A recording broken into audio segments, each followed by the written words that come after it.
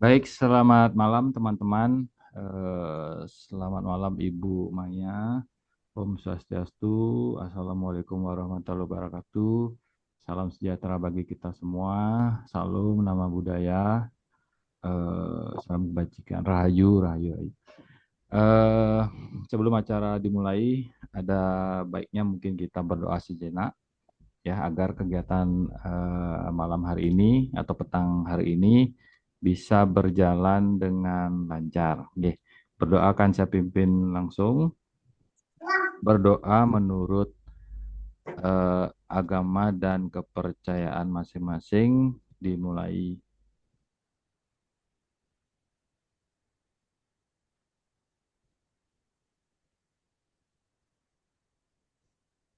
Berdoa selesai. Baik, kita mulai saja. Eh, Waktu dan tempat saya persilahkan kepada Ibu Maya. Silakan, Ibu. Ya, tes suara. Apakah suara saya bisa didengar dengan jelas? Sampun Ibu, silakan. Ya, terima Bisa, kasih. Ibu. Ya, terima kasih. Assalamualaikum warahmatullahi wabarakatuh. Om Swastiastu, salam sejahtera bagi kita semua. Salam, namo buddhaya, dan salam kebajikan. Eh, Terima kasih atas kesempatannya pada malam hari ini. Eh, saya diberi kesempatan untuk menyampaikan materi tentang kepemimpinan. Izin untuk share screen, mohon maaf untuk hostnya. Nggih, sebentar Ibu. Ya. Make host. Nggih, sampun Ibu, silakan. Ya.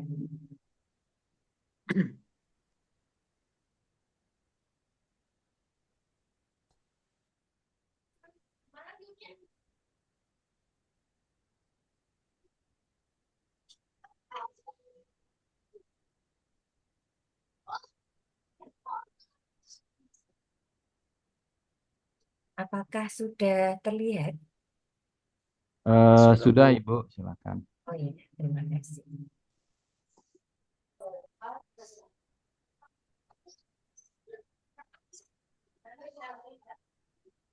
Baik, untuk pertemuan malam ini langsung saja kita mulai. Jadi kita perkenalan terlebih dahulu. Untuk malam hari ini, perkenalkan nama saya Ibu Maya Utami Dewi. Boleh dipanggil dengan nama Ibu Maya, boleh. Bu Utami boleh, Bu Dewi boleh, soalnya nama panggilan semua. Profil saya ini dari pendidikan S1, alumni dari Universitas Dian Wiswantoro Semarang. Kemudian S2-nya saya juga ambil di Semarang, kebetulan pada saat itu. Bidang keahlian saya di sistem informasi dan pemrograman, termasuk pengembangan perangkat lunak dan coding. Untuk pengalaman bekerja, kebetulan saya sudah cukup lama juga eh, Terima kasih. di dunia pendidikan. Jadi punya kesempatan pada saat itu pernah menjadi ketua program studi S1 Sistem Komputer, kemudian sekarang masih menjabat sebagai sekretaris program studi S1 Sistem Informasi dan juga menjadi dosen sistem informasi di Universitas Telkom Semarang. Selain itu juga menjadi owner dari usaha dapur Nyi.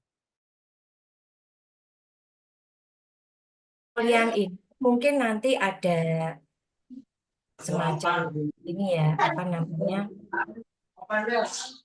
MOU dulu ya istilahnya antara eh, dosen dengan siswa di sini. Jadi untuk tes penilaian nanti ada Suaranya putus-putus, tes. Bu. Mohon untuk Agus Sukih Rudian, Agus mohon dinonaktifkan dulu. Ya, saya ulangi ya.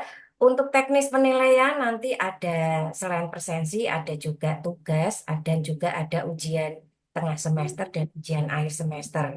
Nah, untuk semua itu nanti saya mengikuti kebijakan dan peraturan yang sudah ada sebelumnya. Dan langsung saja kita masuk ke materi untuk pertemuan pada malam hari ini.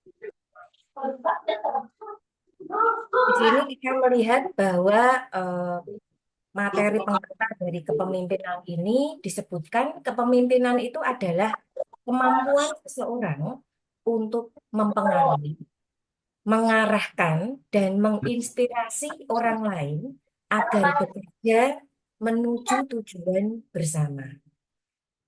Di mana kepemimpinan itu bukan hanya soal memberikan sebuah perintah, tetapi lebih kepada kemampuan untuk membimbing dan menggerakkan orang lain dengan cara membangun semangat serta melakukan kolaborasi. Jadi ini tidak dilakukan sendiri, ya. Kepemimpinan melibatkan pengambilan keputusan yang sifatnya strategis, komunikasi yang efektif, serta penciptaan lingkungan yang mendukung pertumbuhan individu maupun organisasi. Nah, berdasarkan definisi ini, kita bisa membedakan beberapa contoh kepemimpinan dalam sebuah konteks perusahaan sesuai dengan gaya dan pendekatan yang berbeda. Jadi ada yang namanya kepemimpinan tradisional, di mana misalkan saja seorang CEO perusahaan teknologi menginspirasi timnya untuk mengembangkan sebuah produk inovatif dengan visi besar. Misalnya visinya itu seperti ini, menyediakan akses teknologi untuk setiap orang di dunia.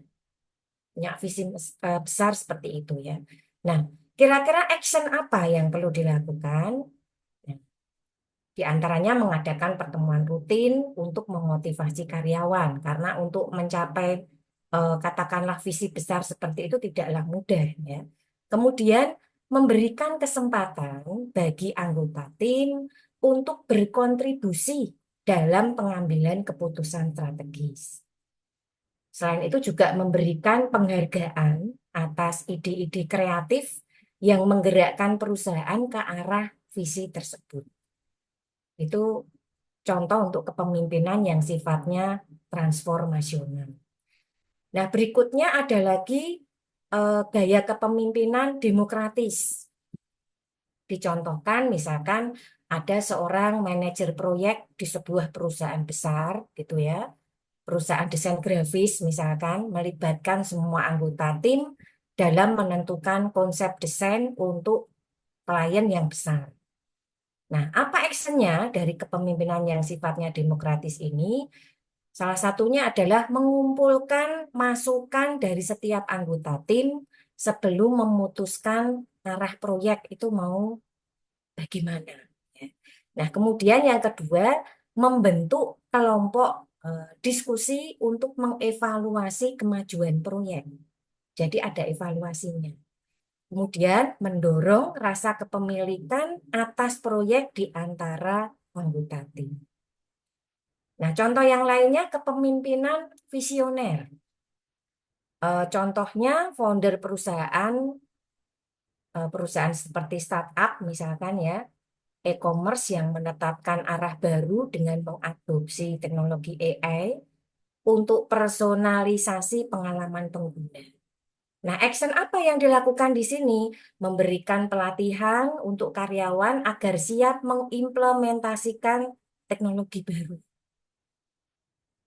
Menyampaikan secara jelas tujuan jangka panjang kepada investor dan tim, serta memotivasi tim dengan menunjukkan dampak positif dari perubahan itu terhadap konsumen. Nah, kemudian ada lagi contoh kepemimpinan situasional, ya, di mana misalkan saja untuk situasional ini ada kepala bagian di perusahaan logistik yang mengambil tindakan cepat untuk mengatasi masalah rantai pasokan yang tertunda akibat misalkan saja terjadi bencana alam.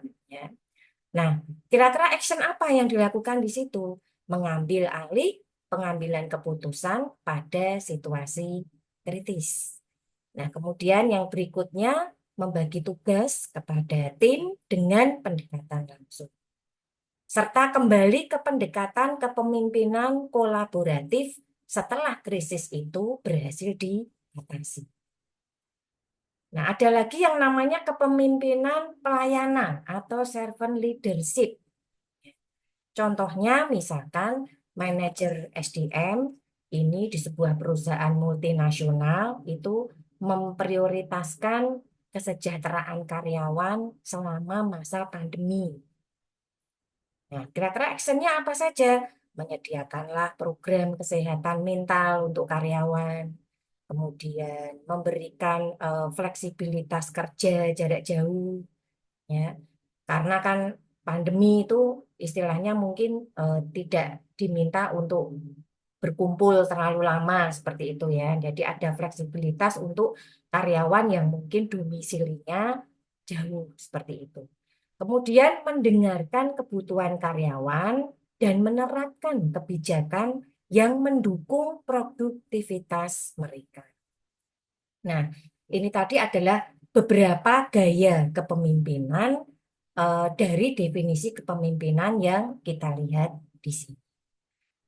Nah, berikutnya setelah kita memahami apa sih definisi pemimpin itu ya. Nah, kita akan melihat kepada peran pemimpin di dalam organisasi. Seorang pemimpin ini memiliki berbagai peran yang krusial di dalam organisasi. Beberapa peran utama pemimpin di dalam organisasi itu diantaranya satu, decision maker. Jadi pemimpin ini bertanggung jawab untuk mengambil keputusan yang penting di dalam sebuah organisasi. Keputusan ini bisa terkait dengan arah strategis organisasi, alokasi dari sumber daya, atau pengelolaan risiko. Mungkin bisa dicontohkan ya pada saat decision maker ini studi kasusnya misalkan saja eh, supervisor tim itu menangani atau membuat keputusan dalam konflik antar karyawan. Itu kan satu hal yang terkadang atau biasanya terjadi ya dalam sebuah tim kerja. Jadi situasinya itu ada dua anggota tim misalkan terlibat konflik. Yang ternyata konflik ini mempengaruhi produktivitas tim secara keseluruhan.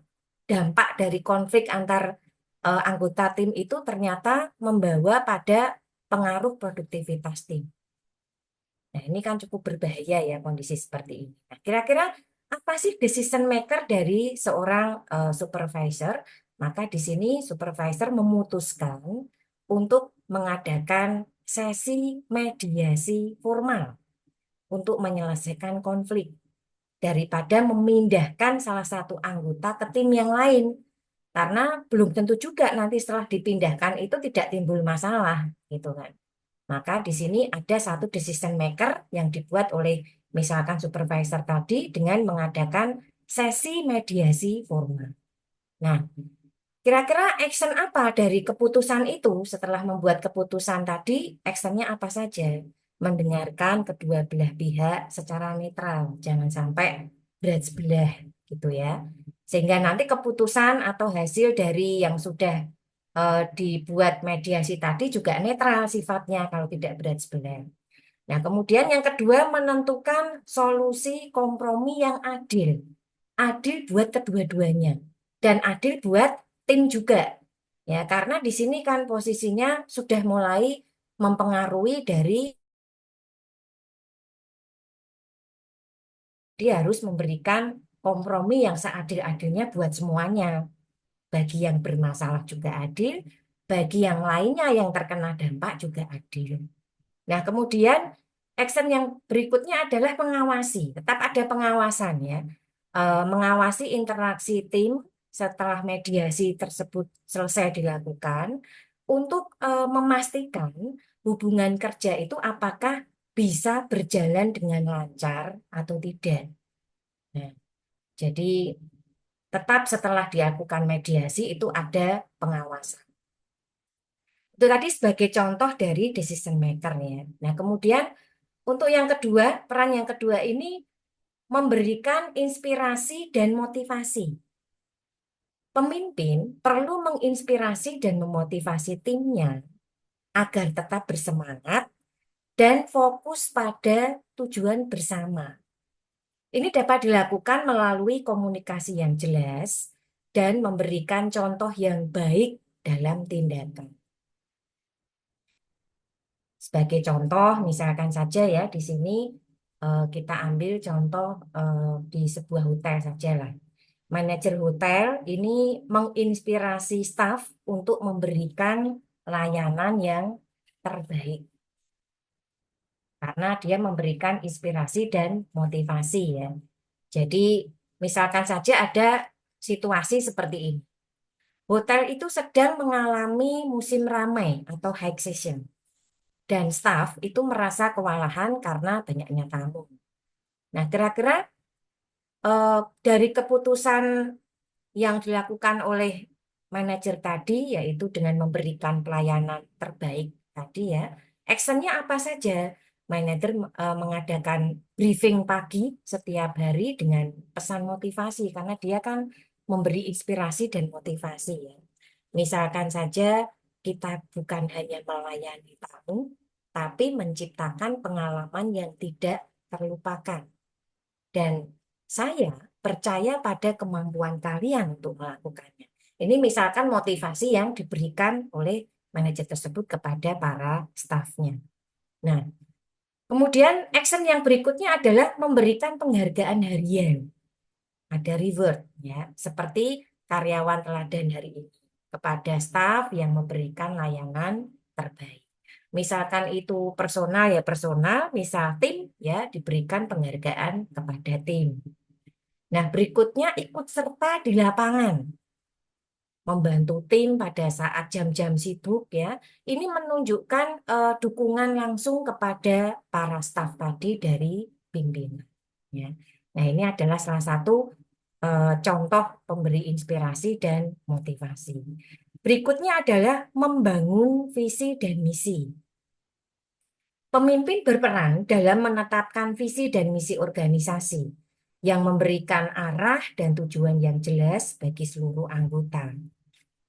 Nah, eh, contoh dari visi misi perusahaan, misalkan saja kita ambil masih di hotel tadi ya, visinya itu misalkan menjadikan hotel pilihan utama yang memberikan pengalaman menginap terbaik dengan pelayanan yang berkualitas, berinovasi dalam kenyamanan dan menghormati lingkungan.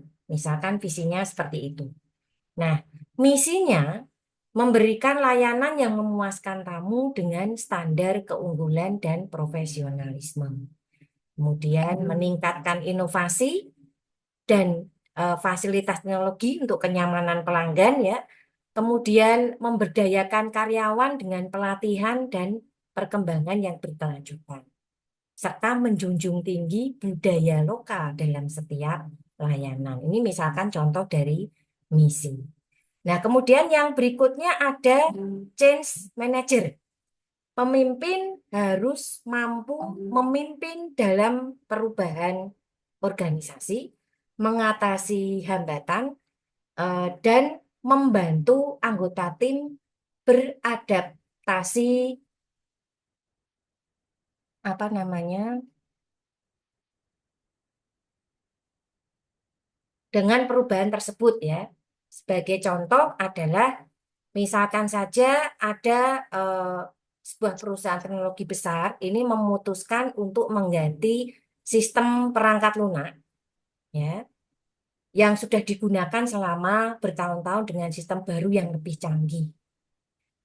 Apa kira-kira tindakan pengelola perusahaan? Ya, melakukan komunikasi, kemudian melakukan perencanaan pelatihan, ya, kemudian melakukan pendekatan secara bertahap.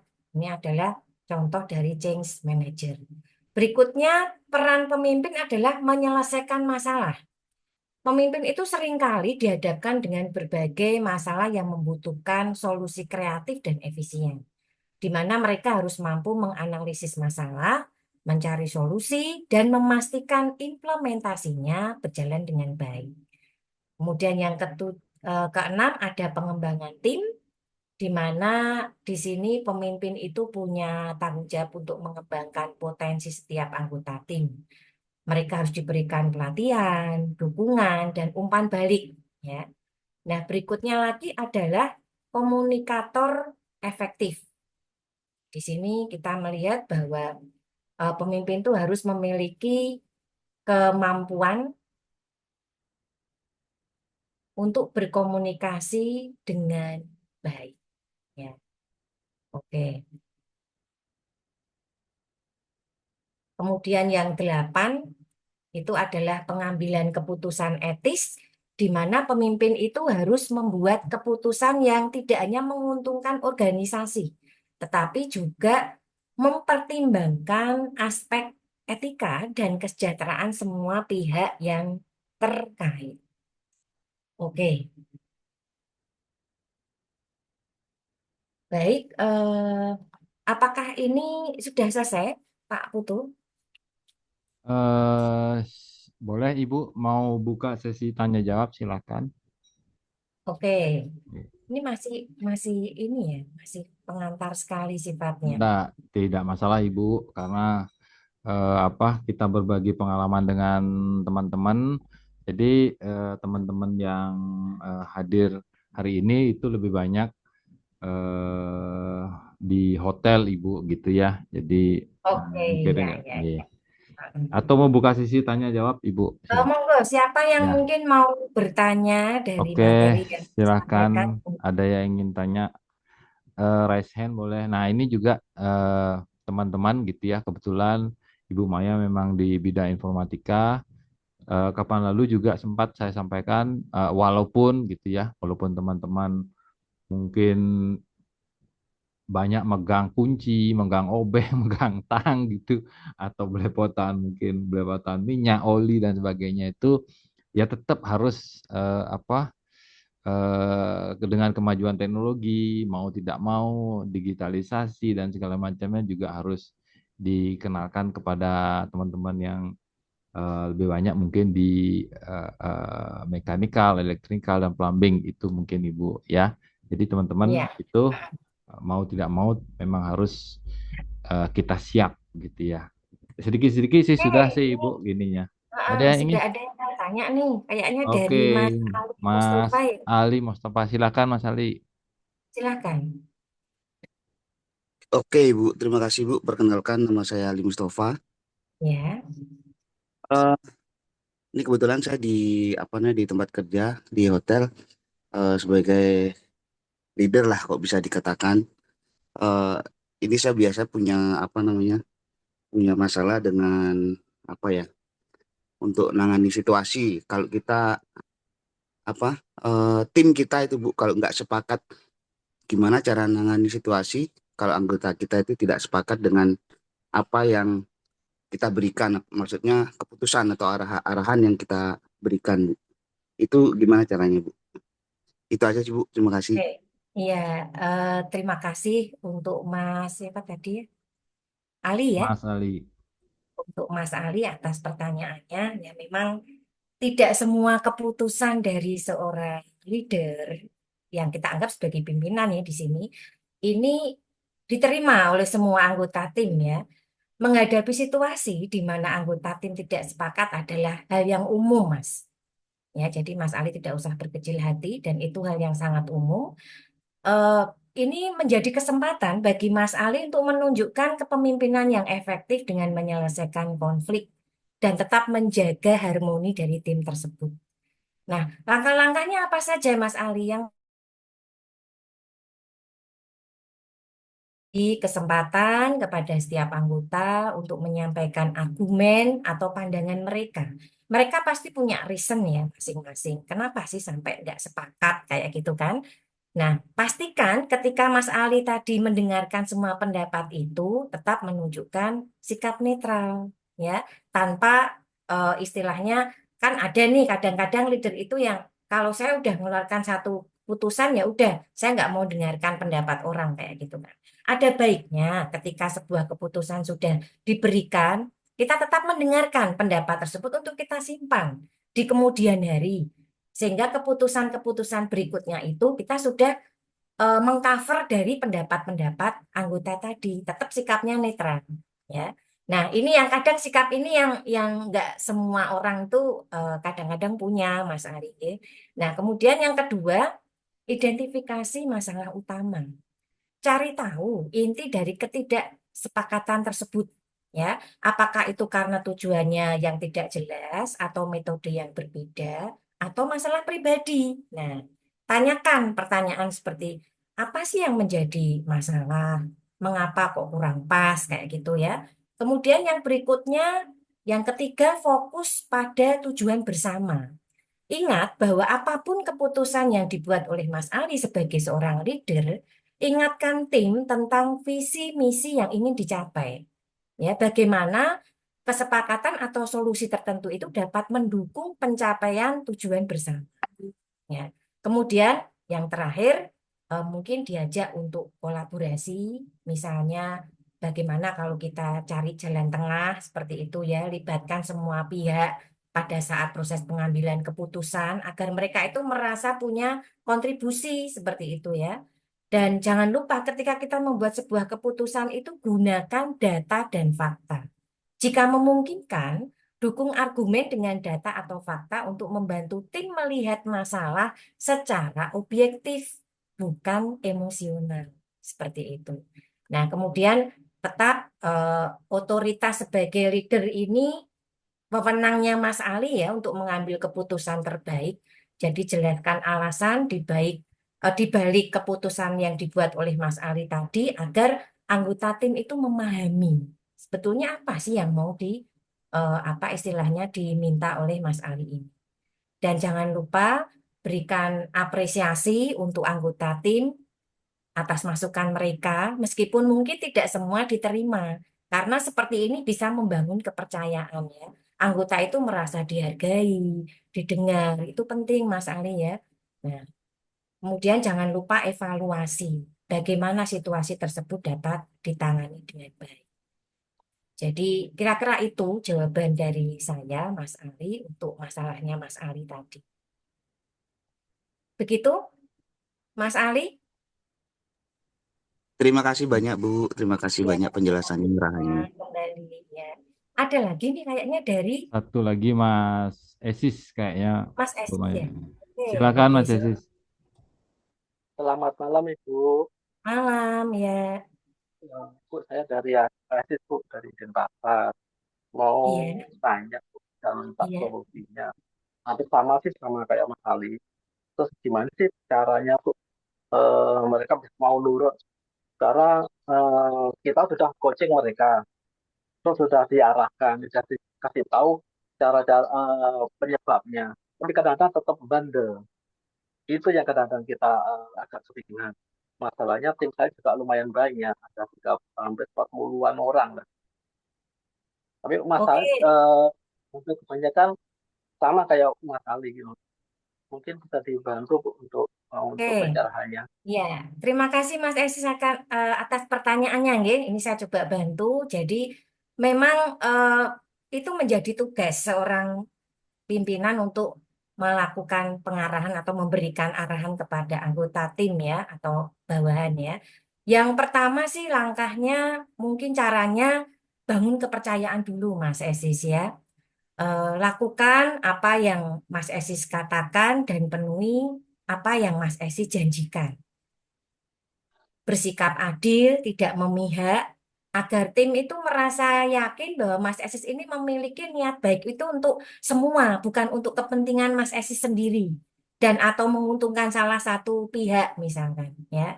Nah, kadang-kadang kan yang terjadi itu kita sebagai anggota tim merasa pimpinan kayaknya memikirkan keuntungan aja, profitnya perusahaan aja, tapi kita kesejahteraan nggak dipikirkan, misalkan seperti itu. Nah, ini jangan sampai terjadi. Kemudian kenali anggota tim, luangkan waktu untuk memahami apa sih kebutuhan mereka, kekhawatiran. Kadang-kadang kita kasih motivasi juga, karena ini memang salah satu tugas kita. Tadi di awal sudah lumayan jelaskan. Nah, kemudian yang kedua, komunikasikan yang baik. Komunikasi ini merupakan salah satu apa ya, Mas? Kalau saya bilang itu tidak boleh sampai miskomunikasi antara pimpinan sama anggota.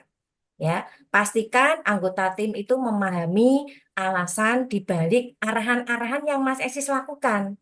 Jadi ketika mereka memahami dampaknya, mereka itu lebih cenderung untuk mendukung. Kemudian kita kasih pesan yang sifatnya sederhana saja. Jadi ketika memberikan arahan dengan bahasa komunikasi yang mungkin bisa diterima oleh mereka, ya. Nah, kemudian yang berikutnya, libatkanlah tim dalam pengambilan keputusan. Misal mau ada satu keputusan, kita ajak untuk terlibat, eh, bagaimana kita bisa mencari solusi untuk masalah ini. Kira-kira apa pendapat kalian tentang ini, misalkan seperti itu. Ya, kemudian sesuaikan dengan gaya kepemimpinan situasional tadi ya. Misalkan jika ada waktu, ya lakukan diskusi. Kemudian jika mendesak situasinya, ya lakukan gaya kepemimpinan otoritatif, di mana wewenang Mas Esis di sini sebagai pimpinan itu memang diperlukan. Jadi tidak membutuhkan dukungan atau katakanlah pendapat, beda dengan ketika memilih demokratis tadi. Ya. Nah, kemudian atasi hambatan-hambatan yang ada. Jika ada anggota yang cenderung tidak patuh, cari tahu alasannya. Kenapa sih? Apakah karena kurang paham, kurang motivasi, atau ada masalah lain? Ya, bantu mereka untuk melihat pentingnya arahan tanpa menyalahkan atau memojokkan. Ini yang kadang-kadang kemudian bisa menjadi tidak mendukung atau mungkin menjadi masalah pribadi, bahkan ke arah dendam dan lain-lain. Ya, kemudian intinya ya beri dukungan ya. Pastikan tim itu memiliki sumber daya yang cukup, alat yang cukup, pelatihan yang dibutuhkan untuk melaksanakan arahan-arahan tadi. Misalkan keputusan kita itu berdampak pada mereka harus punya sumber daya tambahan, alat tambahan, ya kita berikan dukungan. Lewat apa ya? Misalkan saja ada dana lebih dari perusahaan untuk membelikan alat, ya kita arahkan ke situ ya. Selalu buka ruang untuk diskusi jika mereka mengalami kesulitan. Intinya seperti itu, Mas Esis. Mungkin itu yang bisa Bu Maya bantu jawab dari Mas Esis. Oke, Bu. Terima kasih, Bu, masukannya. Ya, ya. Pertanyaan saya Baik, lakukan, ya. Bu. Karena waktu Oke, juga oke. ini mungkin sudah Oke, selesai. oke, teman-teman. Jadi supaya ada closingnya, kita masih banyak punya waktu. Nanti kita akan ketemu dengan Ibu Maya lagi. Mungkin saya jadwalkan mungkin besok Ibu ya. Iya. Nah, besok kemudian minggu depan dan mungkin kita akan permanenkan jadwalnya. Nanti informasinya ada di grup teman-teman. Oke, boleh Ibu statement terakhir mau ditutup silakan Ibu. Iya, ya intinya mungkin saya berikan kesimpulannya di sini Oke, ya silakan untuk Ibu. materi hari ini. Jadi intinya seorang pemimpin di lingkungan kerja itu memiliki tugas yang luas dan beragam yang mencakup pengelolaan tim, pengambilan keputusan strategis, serta memastikan bahwa tim dapat bekerja dengan efisien, termotivasi, dan harmonis.